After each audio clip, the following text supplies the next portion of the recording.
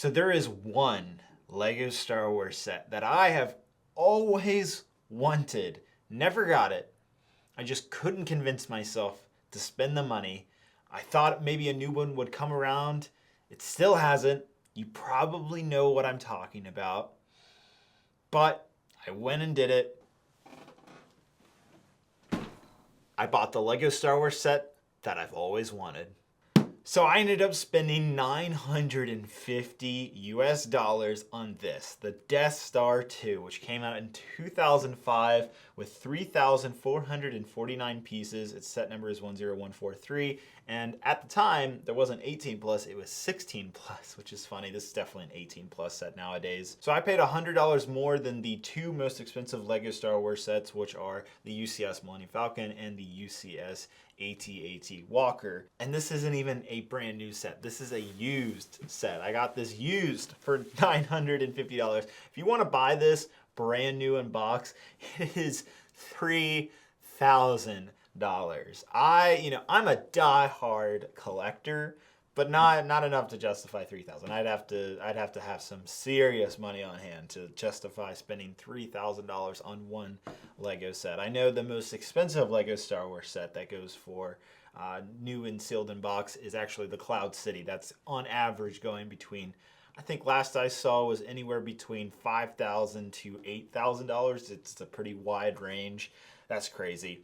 But today we have the set that I've always wanted. I don't really want that 2002, 2003 Cloud City. I want this. I want the Death Star 2. Because this is the cooler looking Death Star in my personal opinion. Obviously it's based off Return of the Jedi, which we're actually coming up to the 40th anniversary of. So maybe next year in 2023 we'll finally get a Death Star 2 remake. I think it's worthy of a remake. It's up there with the UCS Millennium Falcon, the AT-AT. We just got the Razor Crest. The Death Star is iconic, so I'm surprised we haven't gotten a new UCS set.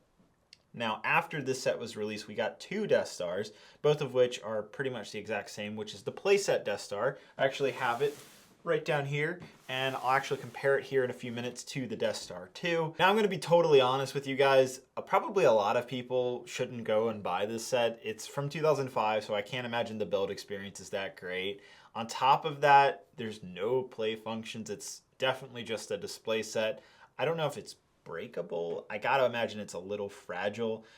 But man, it's just cool looking. In my personal opinion, it is the quintessential Lego Star Wars crown jewel set for me personally. I think a lot of people would probably put the UCS Millennium Falcon in that spot, but for me, it's the Death Star. And you gotta admit, this box art's pretty fire. I love the Lego Star Wars, like the wars kind of wrapping around the box. Last time we saw this was actually on the 20th anniversary Lego Star Wars sets back in 2019. Maybe in 2024 we could see the return of this box art, because that would be the 25th anniversary of Lego Star. Can you believe that we're coming up on 25 years of Lego Star Wars? Even more crazy is the fact that this set came out 18 years ago. Oh my gosh. I did actually know someone down the street when I was like really little. I was probably like 9 or 10 years old. There was someone down the street who had a Lego Death Star, this exact set, the Death Star 2.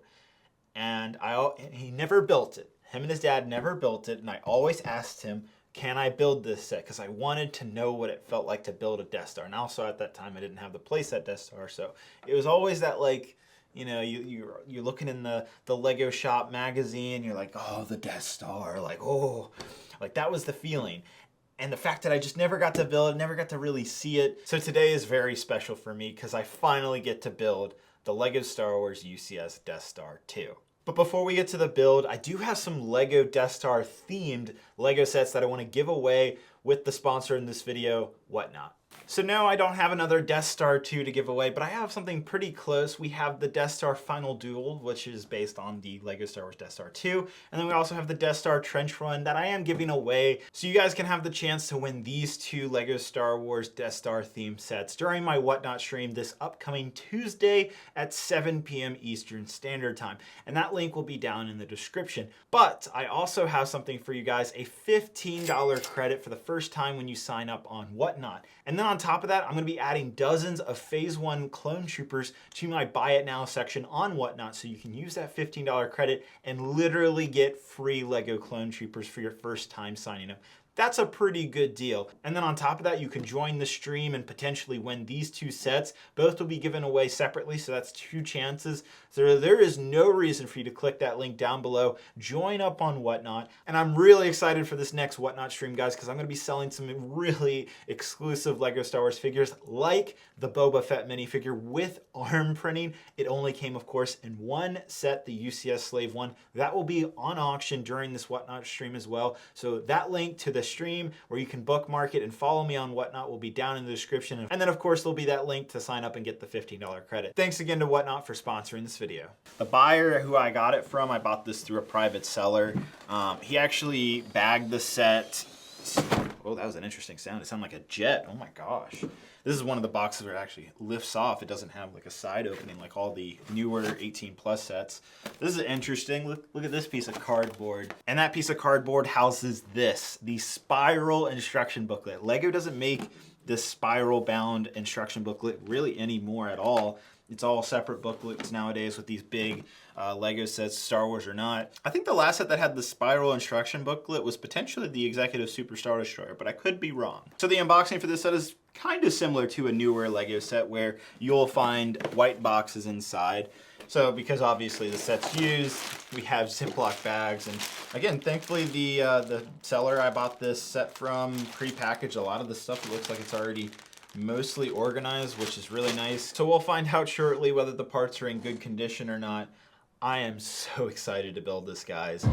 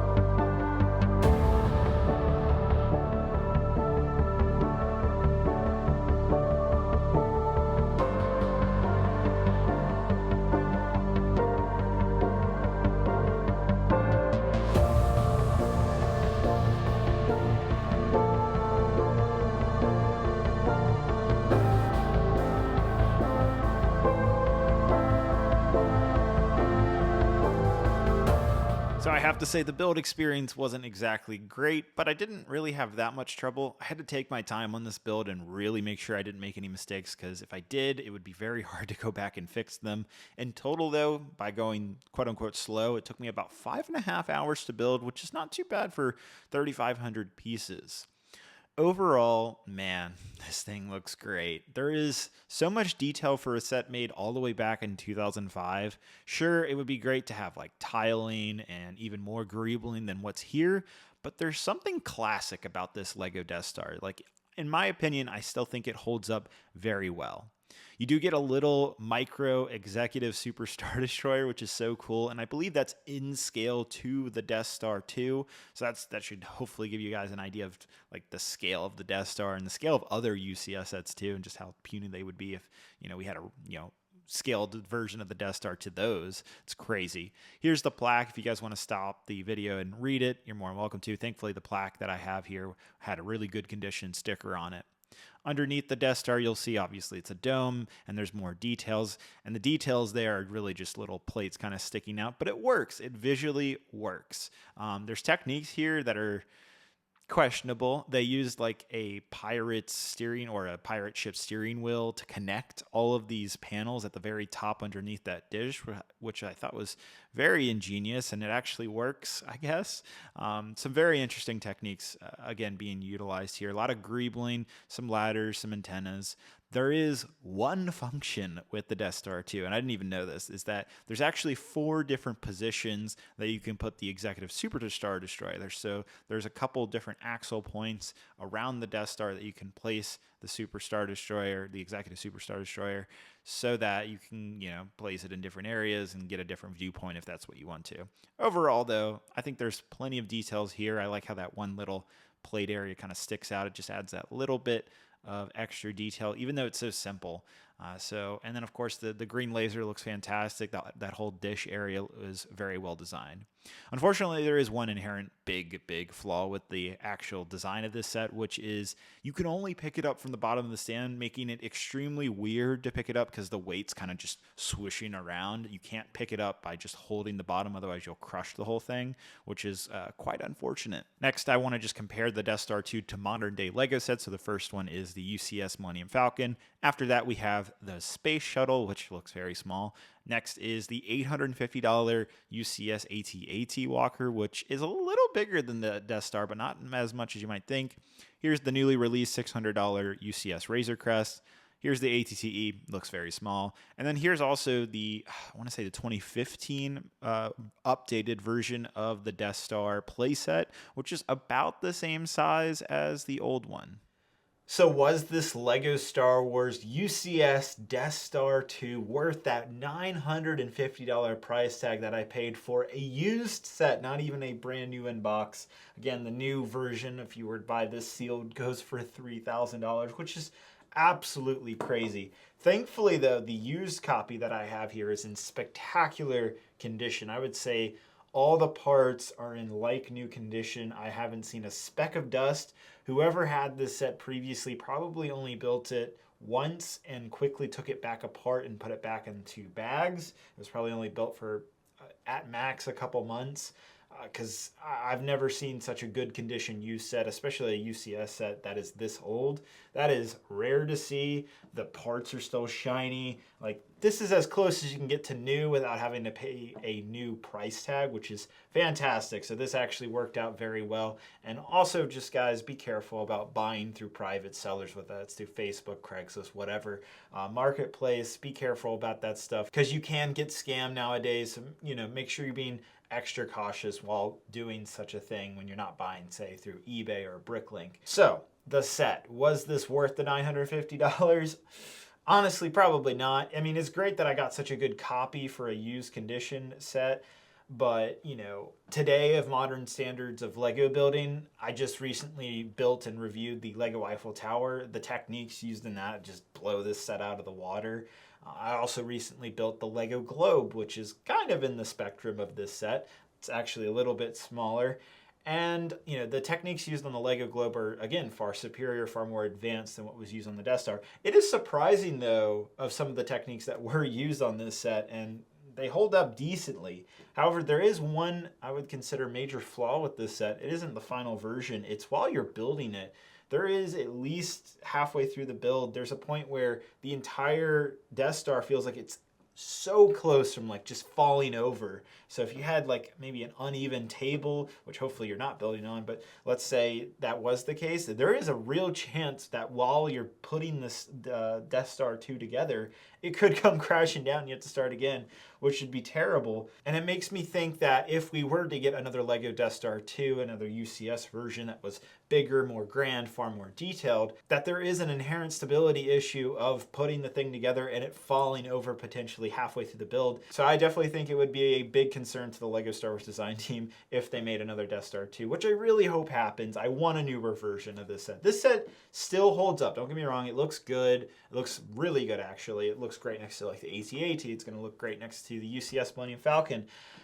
But, again, modern Lego techniques have advanced so much that I can only fathom the sheer detail that could go into such a set. Unfortunately, it would probably be a pretty bad build, probably close to the Eiffel Tower, of how much repetition would be required, how much little greebling would be required. But I'd still do it. I'd still buy it. I want that. I really, really want a LEGO Star Wars Death Star 2, a modern, updated version to the specs of, say, the Falcon, and how we got a new Star Destroyer within the last, couple years. I want to see that happen to this Death Star 2. I'm happy that I have this set, so if such a set were to come in the future, I'd have a comparison to put it up against. But for now, this will do. Don't go out and spend $950. Don't go out and spend $3,000 on this set unless you're just me and just have to have it. I don't personally have any insider knowledge. I'm just basically going on faith here that one day we'll finally get a new version. Hopefully that day will be sooner than later. But I would wait for a new version of the Death Star. I don't think it's worth going out to buy this version. If anything, I recommend the retired, newer version of the playset. That was actually a really great set. Obviously, it doesn't have the cool visual stunning appeal that the model collector's version of the Death Star 2 has, but it still is a really unique set that I always found to be really cool. So I would recommend spending, if you're going to spend $900,000 on a Death Star, go buy that version instead of this. Personally, I see this set being very niche and only appeals to a certain audience of LEGO Star Wars collectors. I guess that's me, but it's not for everyone. I'm still happy that I have it now. It is a dream come true for me. I'm happy that I get to put it on my shelves behind me. Let me know what you guys think. Did I overpay for a Death Star 2? Again, I think I got a fair price given the great condition of this used set, and I got a not so great condition box, but at least I got the box and the instructions. All the key components were there. I didn't feel like I was really missing out that much. Sure, it would have been cool to open brand new bags and have a brand new sealed box, but the whole experience was pretty close for a savings of over $2,000. So I'll take that any day. Well, thank you guys so much for watching this video, and thanks again to Whatnot for sponsoring it. I'll see you guys in the next one. Hope you guys have a great, wonderful day, and I'll see you guys later. Bye-bye.